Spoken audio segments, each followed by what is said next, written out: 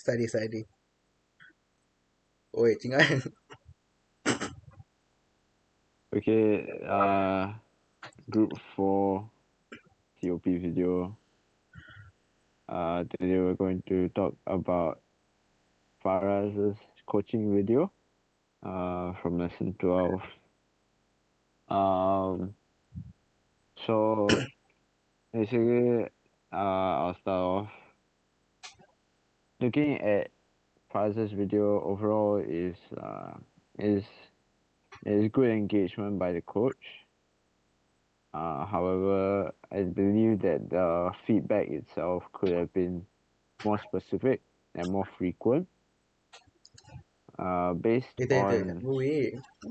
the rubrics, I believe it is about level 2 or level 3.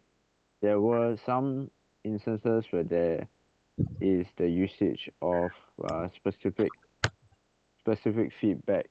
However, I feel that it wasn't enough to effectively get the message across. So now I'm gonna provide a article. This article is just talking about the significance of giving specific feedback. This is by Manali Sebastian. So if you want, you can read up on it and try to apply in your next coaching session. Yeah.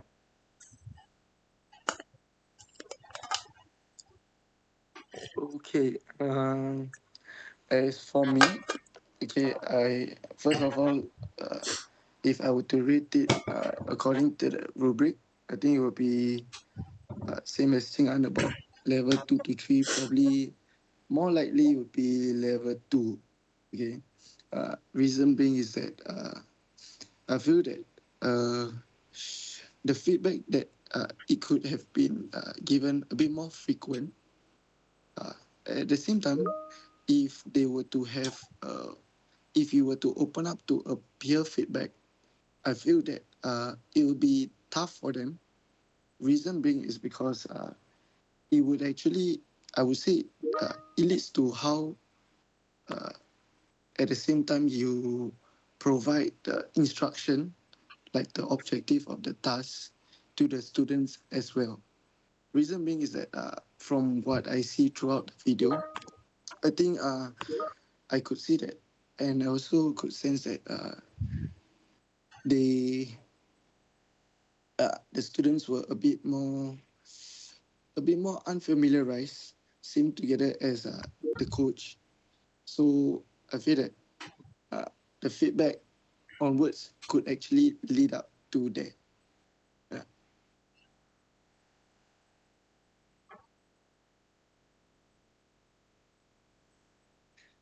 Okay, so it's my turn. So personally, I feel that the feedback that Faraz gave was decent, was adequate. I think it was enough.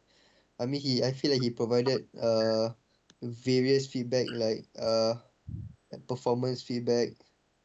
Uh, yeah. So like based on the rubric, I'll give him like around level level 3. So I feel he like deserve a level 3 because he gave a lot of feedback. I feel so so the article I found, yeah, it's regarding where is it, it's regarding change oriented feedback. So I just share my screen so everyone can see, so it's easier. The share screen soon.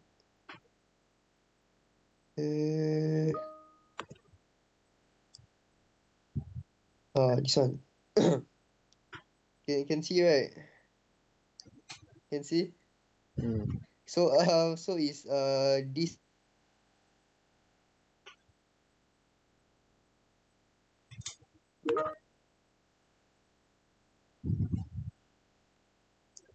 Lain. Lagging lah lain. Eh, Lag. lain. Lain. Alamak. I think we pass to Is Winona.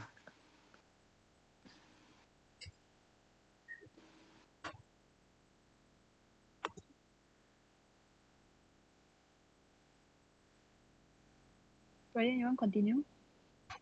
Because just now I think when you share the article, then it lag really. Then we cannot hear you. man, what the fuck, man? So I need to do again.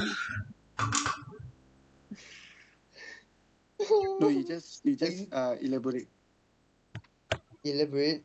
about the article. That's all. So the I just summarize. The article is basically the feedback it provides like two benefits. The benefits they mentioned was how it motivates the athlete, and also it helps them to improve their abilities.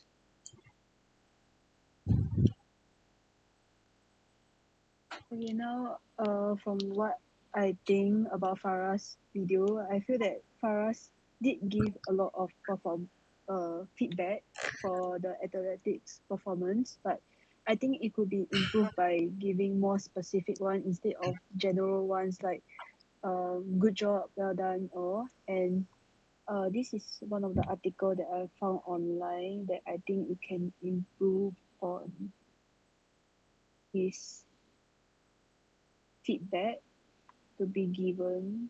So is this one. So this one is talking about, can you see the screen? No, cannot. Cannot. Wait. Um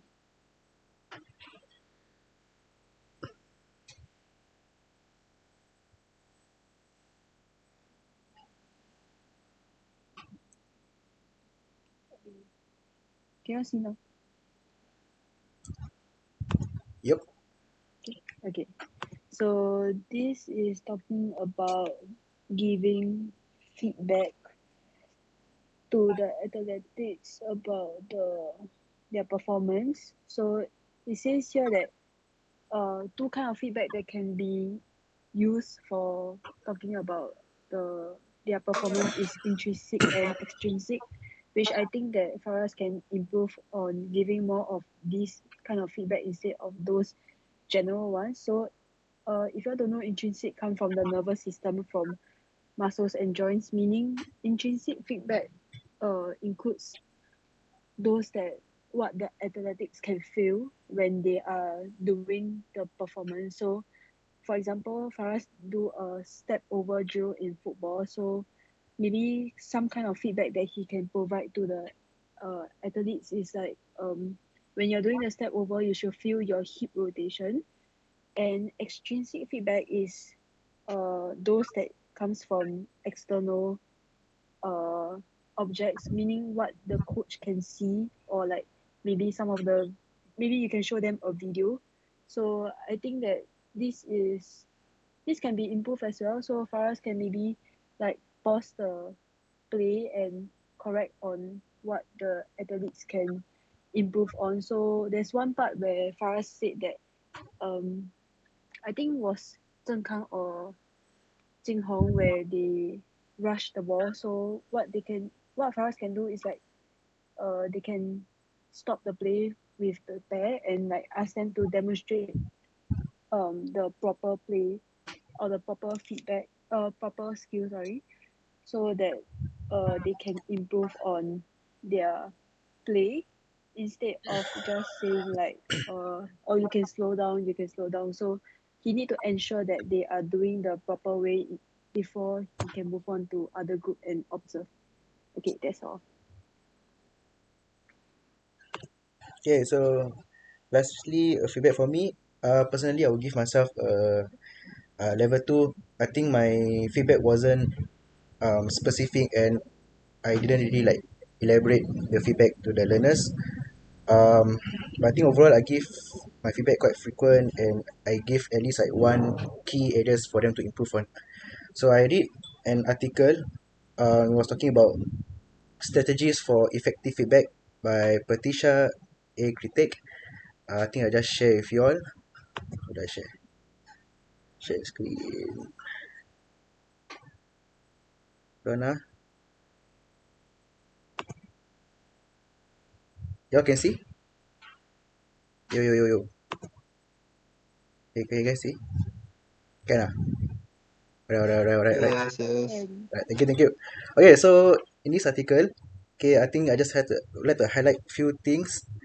Um, yeah, this part. Feedback is most effective when given timely fashion and delivered in safe environment. So I think when it comes to feedback, we shouldn't give feedback like blindly.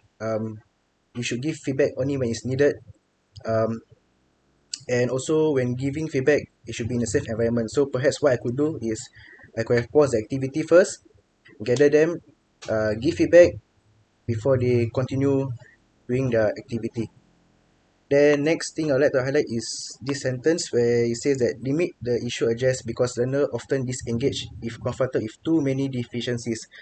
So when giving feedback, I shouldn't be too focusing on the things that they do wrongly. Instead, I could have like briefly tell them, okay, you did this wrongly, you did this wrongly. Afterwards, tell them what they can improve and basically focus more on the things that they should be doing. Then lastly is this part when delivering feedback, begin by listening to their training self-evaluation and then take a balanced approach. So maybe what I could have done is instead of giving them my feedback, I could have listened to their feedback first. Yeah, I could have actually asked them first what they think that they did right or what they think that they did wrongly, so that they will understand themselves first. Then from there, I will just add on what they can do better. Yeah, so that is my thoughts on my video. Uh, yep. So anything else you guys want to add on? No? All good? All right, guys. Thank you so much. Bye bye.